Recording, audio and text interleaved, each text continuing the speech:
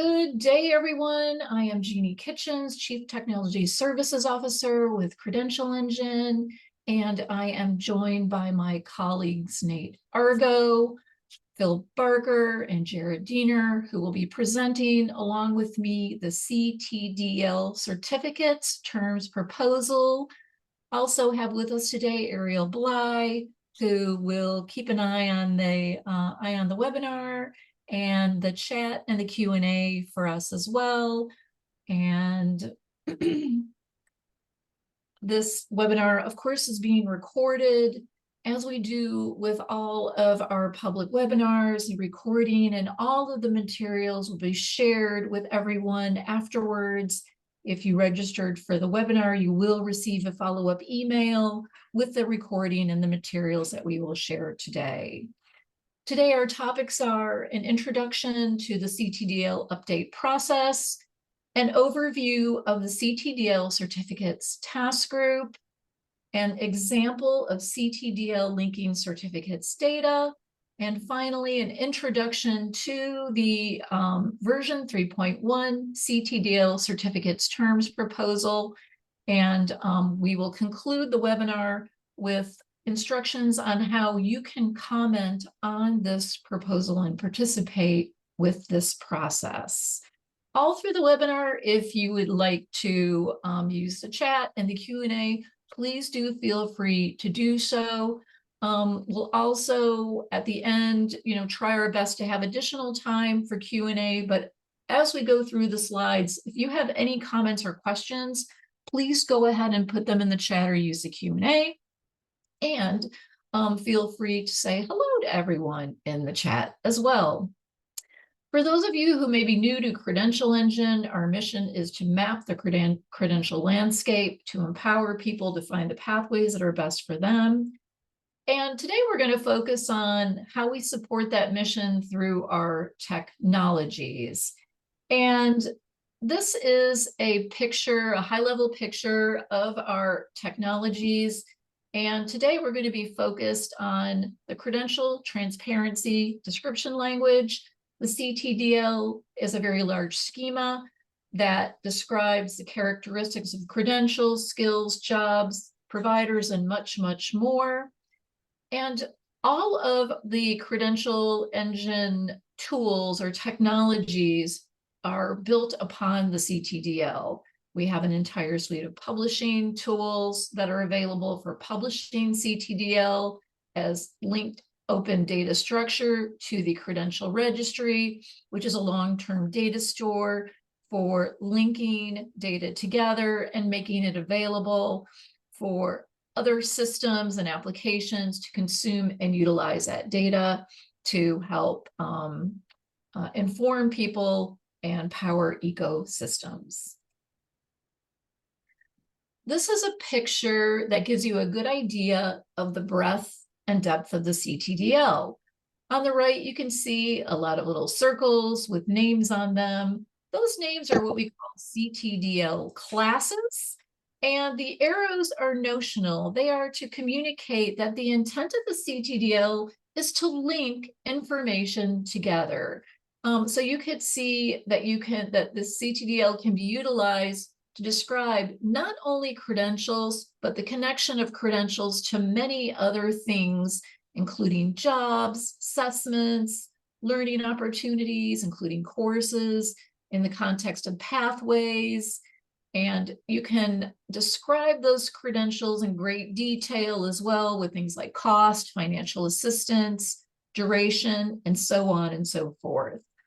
The CTDL is three schemas that are all integrated, and these three schemas together represent the diagram that you see on this slide. Now I'm going to give an introduction to the CTDL update process. First of all, it's important to know that when we update the CTDL with a significant update, as we are about to do with the certificate proposal that we will share with you today, we have policies around that, and we have processes around it as well. And what you're seeing here is a relationship diagram that shows that the CTDL team, who is presenting this webinar today, works with the CTDL advisory group. We work with CTDL task groups. We work with our own internal staff, leadership, external consultants, and get input into the CTDL and follow a process called a significant managed specification update process. And we can share that link in the chat. So it's important to know that we do follow these processes, and it is incredibly important to the way we manage and keep the CTDL, which is a living language, relevant and up to date.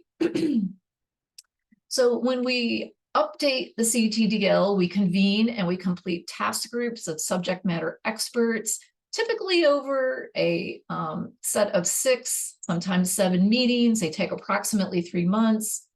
And then we hold public webinars 2 weeks after closing the task group, and that is followed by a 2-week comment period. And here we are today holding the public webinar that is a follow-up to the work of the task group that has been completed. By following the process, it's really important to know that it ensures an orderly change process that supports the expansion of the CTDL while ensuring it is durable and it persists the value of CTDL linked open data. Once this process is completed, Credential Engine has a lot of work to do. We not only update the CTDL, but we update the entire suite of publishing tools that you saw and the credential registry to be able to publish this additional data. And this is more detail about what the task group activities typically look like. You can see that we have a standardized process that we follow. The process is refined over time as we complete each task group. We reflect back on what had happened and what we can improve. But this gives you a good idea of the process that we follow that achieves the outcome that you're going to see today from this task group, which resulted in a proposal, a terms proposal. We also have refined the structure of how we meet with our task groups. This is kind of a typical agenda, if you will, of how those meetings are structured. And of course, we are flexible and we adjust as needed to make sure that the outcomes work for the task group. And there are plenty of opportunities for a task group to provide input into a proposal. This slide gives a little more detail and kind of pulls all of that information together. So over here on the left, we convene our task group. In the very middle, this is where we are today. We hold our public webinar. And on the right-hand side here, you can see all of the activities that the Credential Engine team works on to actually complete this full circle to update the CTDL as well as the credential registry, publishing and consuming systems. Anybody has any questions, feel free to drop them in the chat and I will go ahead and address them. But I'd like to turn it over to Jared to provide an overview of the work of the certificates task group. Thank you, Jeannie. Hi, everyone. I'm going to provide just a quick overview of the certificates task group, talk a little bit about our structure and some of our processes and the outcomes. We were comprised of 53 subject matter experts, and we'll look at a list of task group members here in a moment. We started our work in early October and we wrapped up early January. All in all, we met a total of 7 times, and our successful outcome, we think, is that we completed all of our scoped activities and deliverables. Next slide, please. Yeah, so this is a list of the certificates task group membership. As you can see, we came from a wide range of backgrounds and fields, people from education, government, licensing, certification, training, a number of different areas. And it was really important to us to have a collection of people with this kind of diverse background and expertise to really bring to this topic. Next slide. So this shows you the CTDL Certificates Task Group purpose and charter.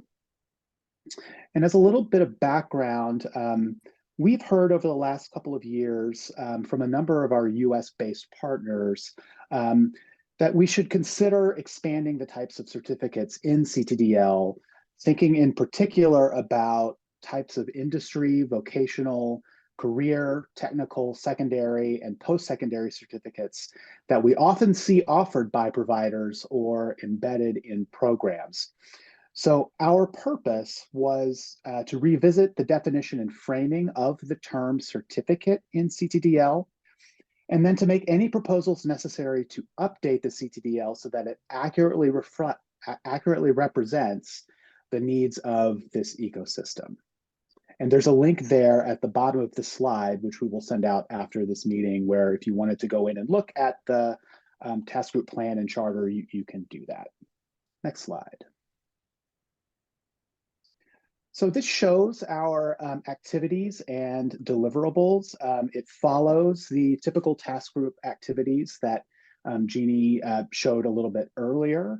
So you can really see the process of how we got from our first meeting in October to kind of where we are now to releasing the CTDL certificates terms proposal and to where we are with this webinar. The next slide will really kind of give us more of a life cycle of the task group. Jeannie, if you could move forward one slide, please. Yeah, so this represents our process of analysis and modeling. So we started at the beginning by analyzing certificate examples and definitions that were provided by members of the certificates task group, other stakeholders. We held briefings where some of our task group members would really explain in great detail different types of certificates they work with, maybe that their organizations offer. And we really generated a deep pool of information about different kinds of certificates. So we really started with some robust information gathering. Then we moved on to starting to document use cases for additional certificate terms. And we were really thinking kind of in granular detail about who would benefit from the addition of additional CTDL certificate terms, why and how. And we came up with, I think, around 35 different use cases, and also thinking about the different audiences for these additional CTDL terms.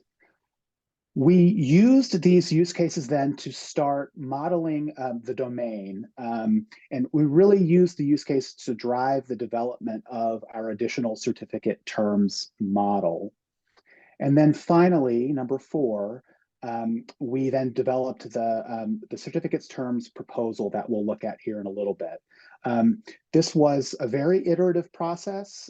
We started with a straw man model based on the domain modeling that we had done.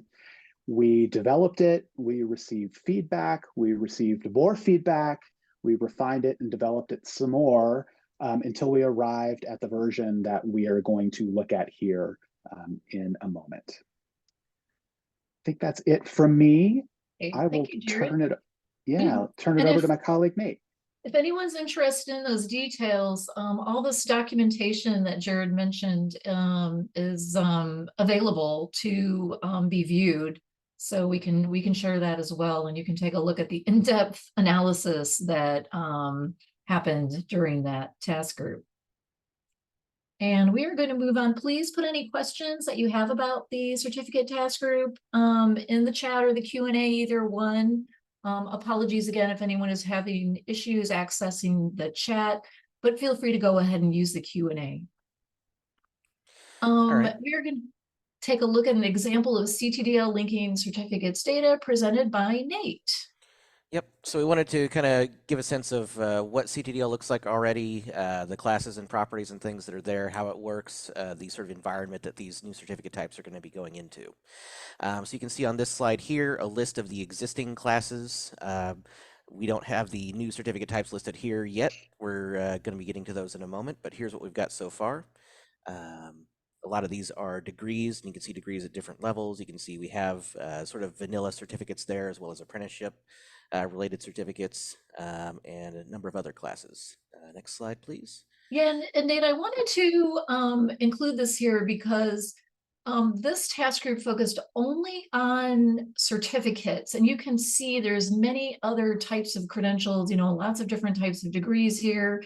But if you look over here on the left, we were very slim on types of certificates. So what you're going to see as an outcome from this task group is quite an expansion to these terms in our proposal. But it's very important to know there's many existing types of credentials that are already supported by the CTDL. Right. So the way that these objects in the schema work are basically you've got classes, which are groups of things like credentials, organizations, places, and so on. These classes have properties, which are things like their name, their cost, their duration, what they require, basically ways of linking together classes to each other, linking classes to data points, things like that. Concept schemes, which are our sort of terminology for controlled vocabularies. You can think of those as being like a checkbox list of items in an interface, or a list of predefined terms that are available for use. Each one of these objects above has a definition, which is our normative way of describing the term itself. The terms will also have labels. The labels are usually in line with what people call those terms, but the real mapping happens at the definition level. Oftentimes, terms will also have comments, which are sort of expansions on the definition that are not necessarily as strictly worded or strictly defined as the definition itself. They will also oftentimes have usage notes, which are ways of telling you, okay, here's a term, here's how it's defined, here's how you use it in a sort of a practical way. We can move on to the next slide. So this here is a sort of high-level view of the terms in CTDL in use in a scenario that describes an organization that has a learning program for a certificate, and we're going to dive into kind of the chunks of this over the next few slides here, so we can go ahead and go to the next one. So we're going to start with our organization. So this is one of those classes in CTDL. You can see the icon representing it at the bottom of the screen here. The arrows hanging off of that icon represent the various properties, whether those link to just simple text data like the name of it or the type of organization. There are also properties that connect objects to each other, like that owns and offers link going out to the right there. If we go to the next slide, we can see that that link goes out to a learning program in sort of the center, that sort of a light green circle there. That learning program has a scheduled offering, which is another class that has various properties for defining the frequency, the timing, location, data, things like that, where you can attend that learning program. Down towards the bottom of the learning program, you can also see that the program itself is available at a place, which is another class, which, as you might imagine, tells you where something is located.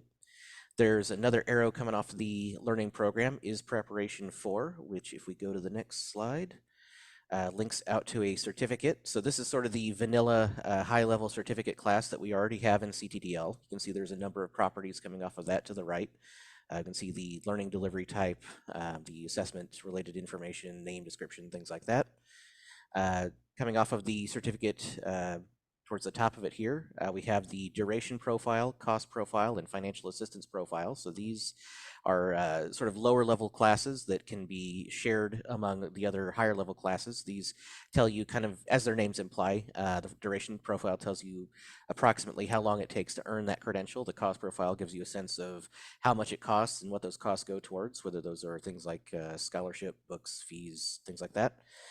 Financial assistance profile, as the name implies, tells you about any financial assistance available for that certificate.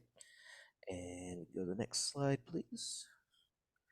Coming off of the certificate towards the bottom here are some more of these classes. We have the support service, which tells you about services related to that certificate that are offered generally by whichever organization offers a certificate, although not strictly speaking, that doesn't have to be true. So career advising, academic advising, things like that.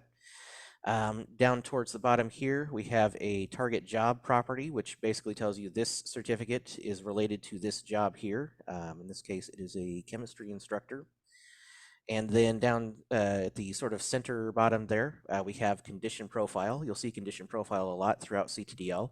It's basically a way of encapsulating a set of conditions or usually requirements that something requires in order to earn it. In this case, this requires 18 semester hours. Hanging off of that condition profile is a competency, which is part of a competency framework. So that certificate also requires, in this case, we're just showing one competency, but usually there's going to be a few more than one competency for a certificate. Next slide, please. So this is a high-level view of the domain model that in sort of that green box on the left there. And Jeannie, if you might want to switch to the other tab, thank you. So if we go down this green box on the left here, you can see a number of new certificates. These are the orange boxes here. They're arranged in a hierarchical fashion. You can see there's the white box for certificate of completion. That's an existing class, but we're rearranging it to come underneath certificate because we're broadening the definition of certificate to cover certificates of completion. There's also the apprenticeship, journeyman, and master certificates in blue there. Those are getting moved underneath the work-based learning certificate. There are a few other certificates at sort of the middle level there. Certificate of participation, which is distinct from certificate of completion. That use case came up a lot. Professional certificate, proficiency certificate, and then the new apprentice-related one called pre-apprenticeship certificate under work-based learning. And then we have this box called academic certificate. Now that one can be used directly, or you can use one of these sort of subclasses of it here. So these, I won't read all of them, but they are things like technical, general education, higher education, post-baccalaureate, basically academic certificates at various levels. Kind of like how degrees are arranged, not exactly one-to-one with those, but in that same sort of vein of creating certificates for each level. And then coming out to the top and mostly to the right of this big green box are a whole bunch of classes here. I'm not going to read through all of these, but these are existing classes in CTDL and existing properties along all of these arrows. And all of these are available to each of the certificate, the new certificate classes, as well as the existing ones, in the green box on the left here. And the purpose of this is just to kind of show you, here's the breadth and depth of the information that you will be able to express about each one of these new types of certificates once this update goes live.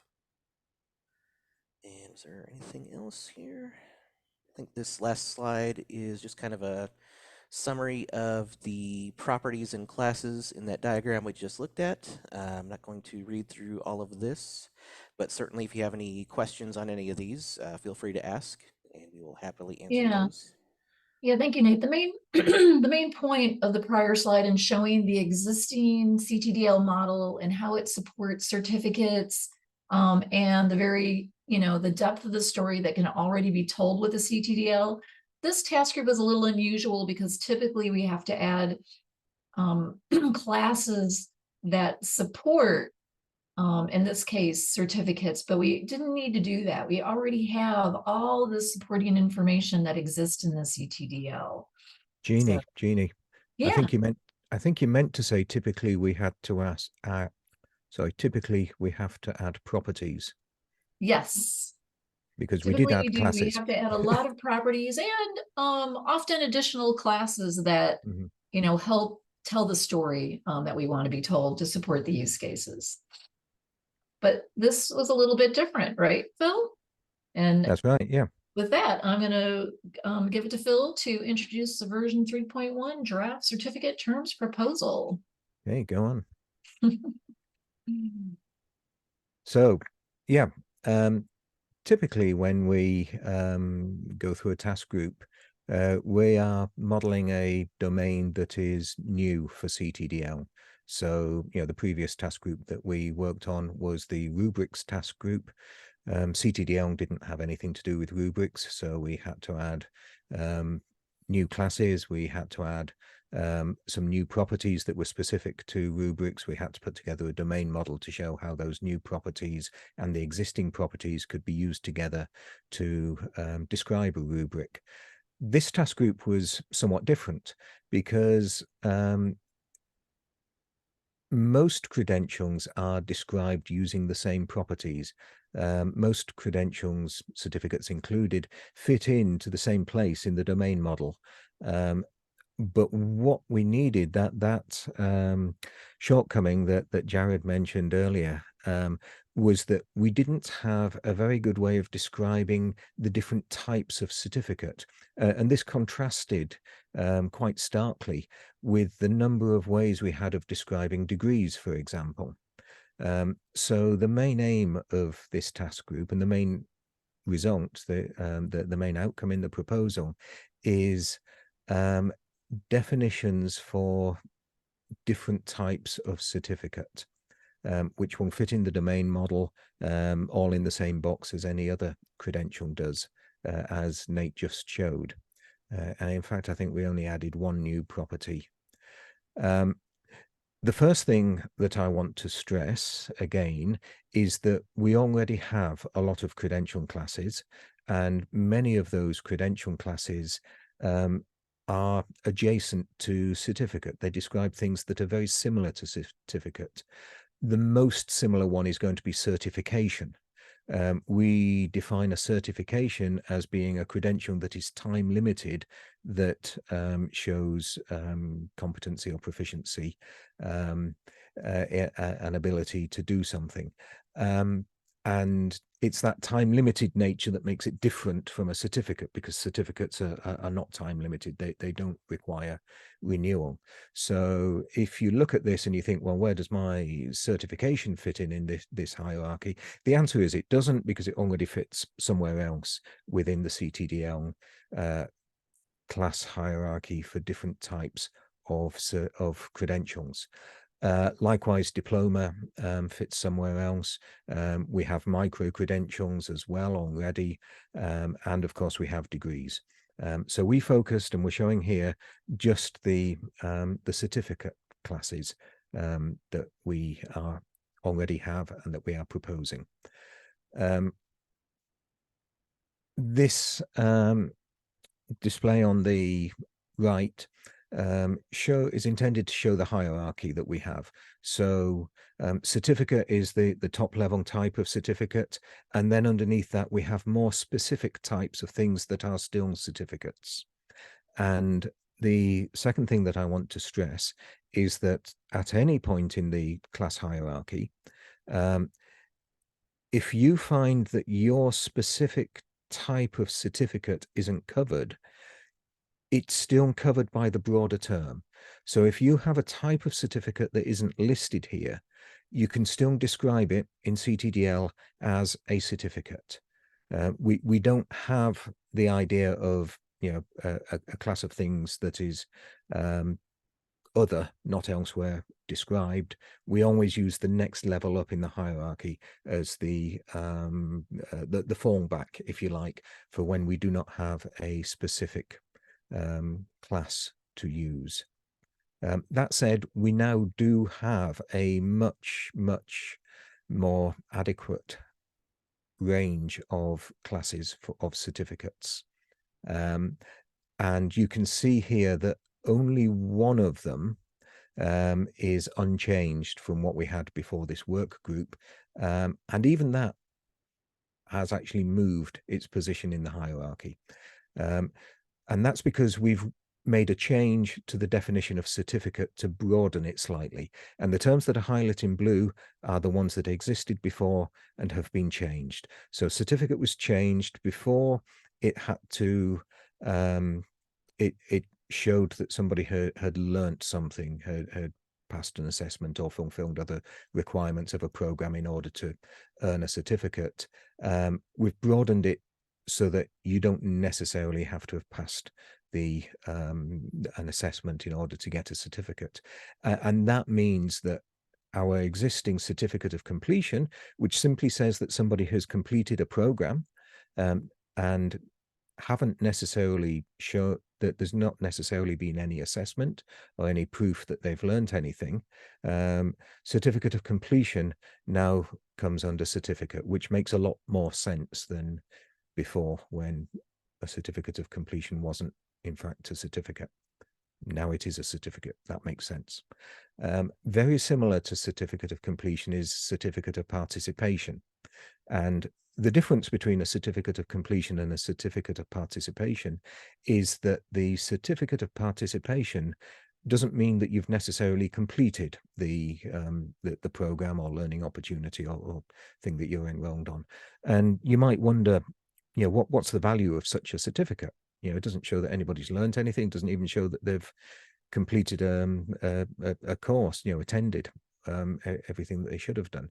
But it is important for some use cases, such as work permits and continuing eligibility for financial aid to participate in a program. If you want to renew sorry, not a work permit, but a student permit. If you want to renew a student permit as an overseas student, then sometimes you need a certificate from an educational institution to say that you have indeed been participating in the program that you're supposed to have been participating in. So that's a use case for certificate of participation. The next two are somewhat similar. Professional certificate, we had a question in the chat about industry recognized credentials from providers such as Google and IBM. Those are professional certificates. They are typically issued by a trade or professional body or organization such as Google and Microsoft industry body, to show that you have demonstrated competency or ability to use certain products. It might be software products, or it might be tools. It might show that you can use a particular piece of welding equipment, for example. Again, sometimes those are certifications because they are time limited, because you have to renew them to show that you're still capable of using some equipment safely. Certifications are dealt with elsewhere, but sometimes they are certificates, and they are classed as professional certificates. Proficiency certificates also show, as you'd expect from the name, that you have become proficient in something, but these are for things that are not necessarily related to trades or professions. Examples include things like musical instruments. You can get certificates to show that you've got a certain level of ability at playing the guitar, for example. Not that you're ever going to be a professional musician, just that you can play the guitar to a certain level. And perhaps the most important when it comes to occupations, the most important example of a proficiency certificate are language proficiencies. It can be important to be able to work in a country or to study in a country to show that you are proficient in the relevant language for that country. That proficiency might not have come through formal learning. It could have come through non-formal learning, use of apps like Duolingo, or completely informal learning. You might speak a language just because you lived there for a while, or because your parents speak that language, but you're proficient at it, so you can take an assessment which demonstrates that proficiency and get a certificate that shows what level of proficiency you have. So that's the first few. The next set is a grouping of certificates that are related to work-based learning. Not surprisingly, again, I mean, we did a good job coming up with some of these names.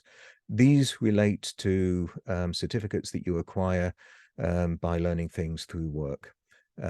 Very often these are apprenticeships, and so the classes that we have here all relate to apprenticeships.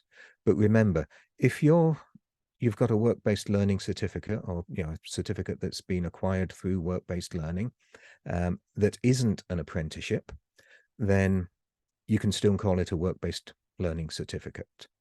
Work-based learning certificate covers things other than apprenticeships, even though the most important things that we found, what we were told was important to cover as specific types that needed calling out individually, were on different things related to apprenticeships. A pre-apprenticeship certificate typically shows that you have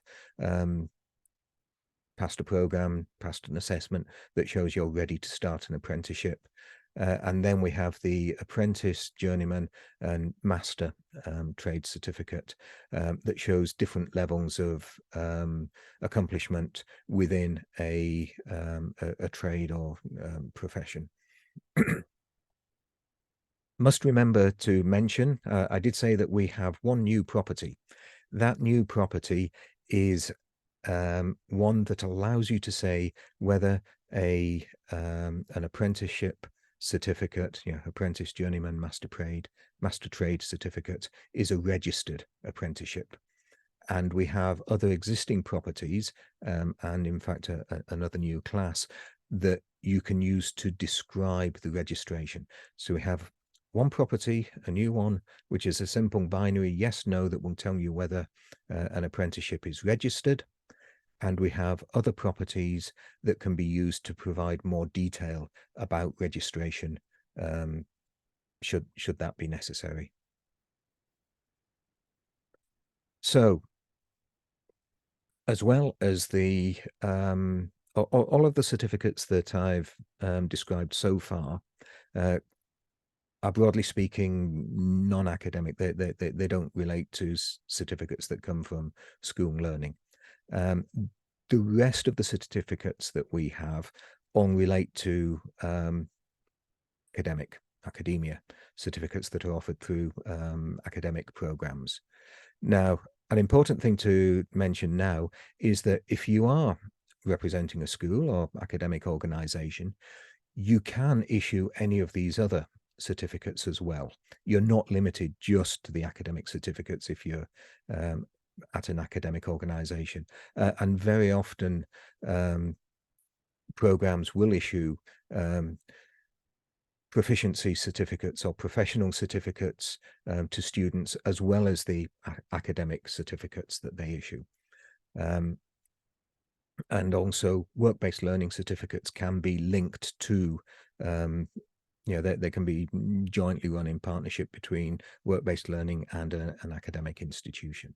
So again, to stress, if you're an academic institution, you can still issue the other certificates. You're not limited just to the ones that come under academic certificate.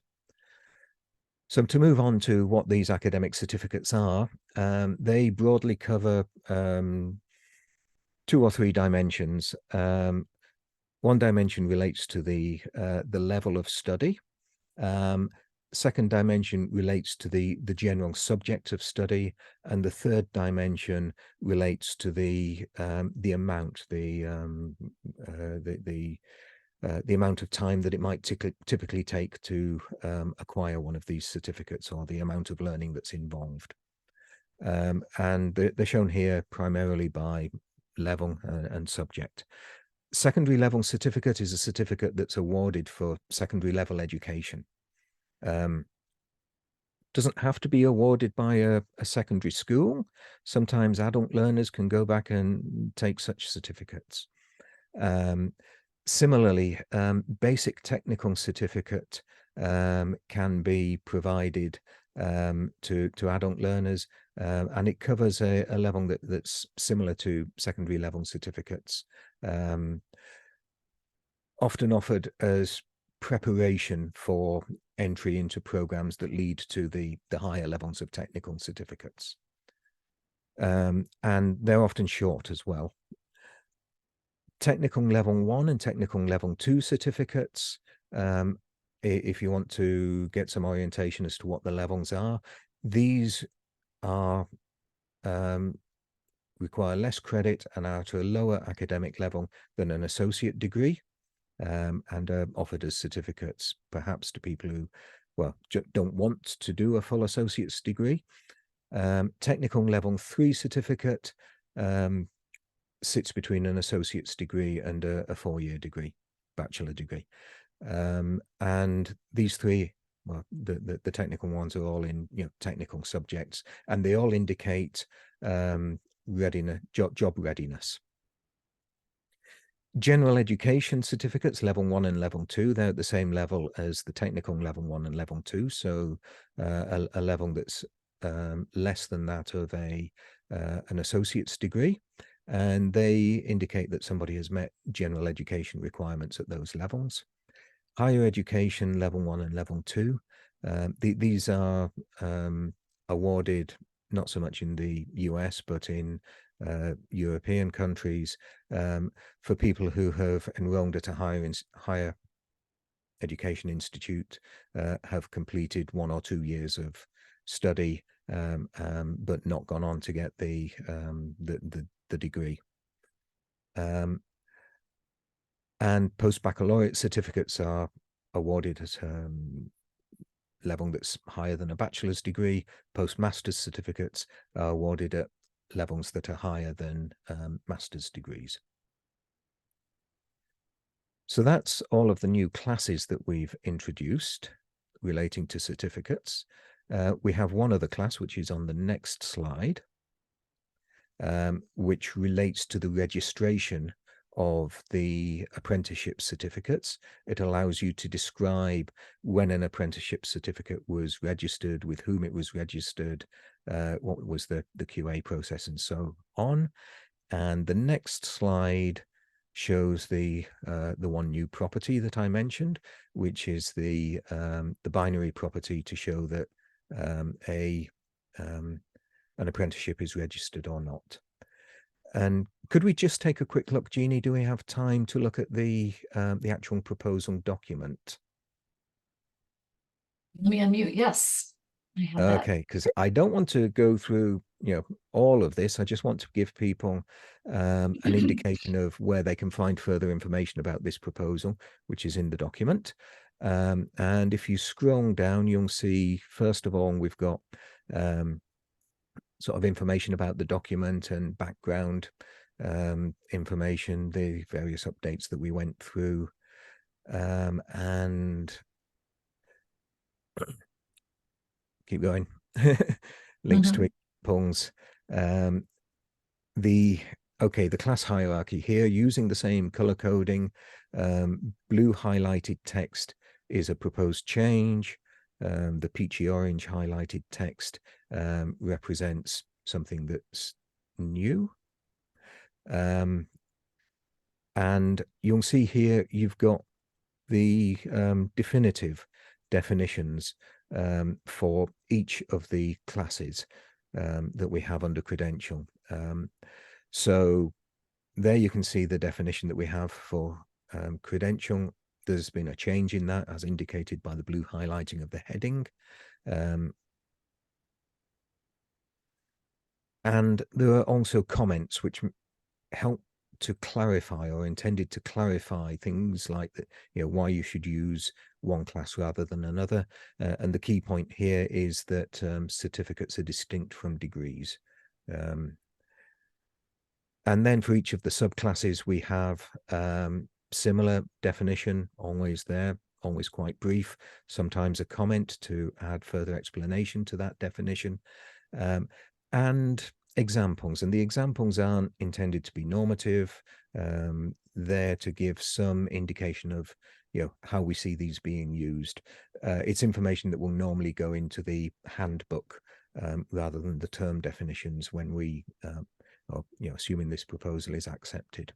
So here you'll be able to look at the details of all of these new classes. And if you could just scroll down to some of the academic certificates, Jeannie, what I want to point out is that in the comment for the academic certificates, we've included alignments to things like IPEDS levels, and the UNESCO ISCED levels, and sometimes levels within the European qualification framework.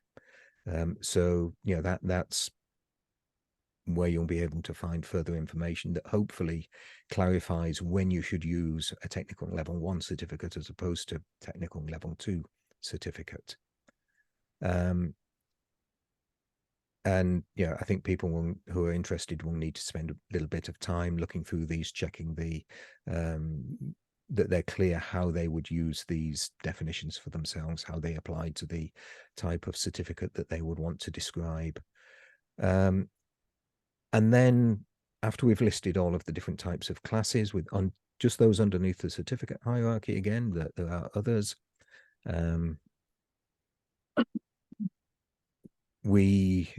Similar information in tabular format. And then underneath this table, there's a table that shows all of the properties that can be used for describing certificates. And you'll see these are mostly white because we didn't change or add very many. There's, I think, one blue row. Yeah. I haven't seen any questions in the chat, but I am open to any questions. Any questions about the proposal? Well, people are thinking of questions they want to ask. As a follow-up to this webinar, what you can do is review the definitions and the comments for these types of certificates, and you could add your comments to this document. So this document is set up for commenting to get feedback. And if you have not used a Google document before to add a comment, it's pretty easy to do. Just simply highlight whatever you want to comment on, and you can either left or right click depending on the way your mouse is set up, or you can click the comment icon in the top left of the screen, and you can type a comment. And what we do is review every comment that is received for the potential of making an update to a definition, a comment, or a usage note. So do take a look at this proposal. That is our ask as a follow-up to this webinar. Any questions coming in the chat? I don't see any. Okay, let me jump back to the deck then.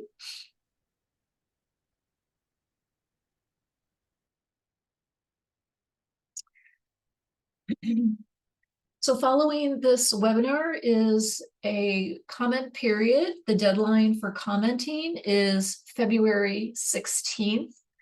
We have 3 ways you can comment. As I noted, you could comment directly in the document.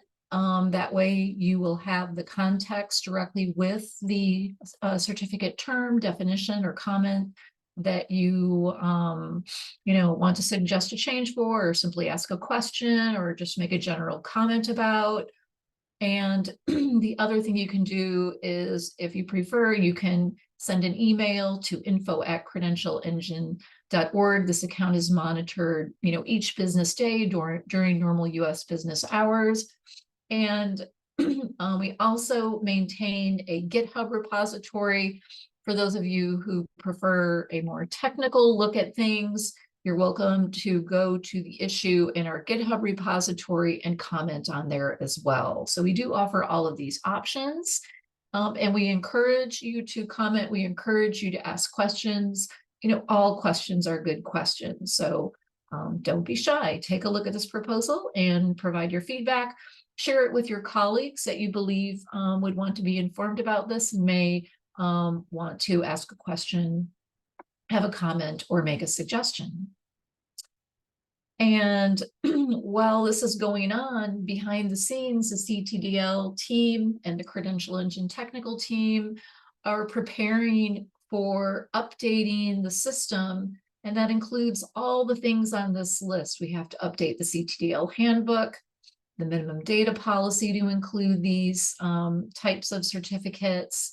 We have to update our API guidance to include these types of certificates, our user interfaces that support publishing credentials of all types, the credential finder, and the consuming option. So we want everyone to know that the result of these task groups also results in the credential registry CTDL and the Credential Registry Publishing System supporting the use of those terms.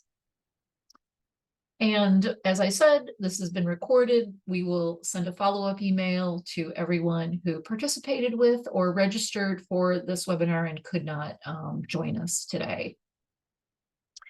Would anybody on the team like to share any closing remarks?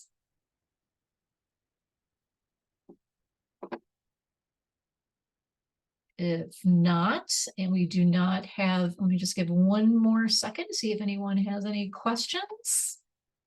If there are not any questions, then we can go ahead and conclude the webinar. And thank you, Angie. Thank you to the task force members who made this all possible. And we'll be looking forward to convening a new task groups in 2024. Thank you, everyone.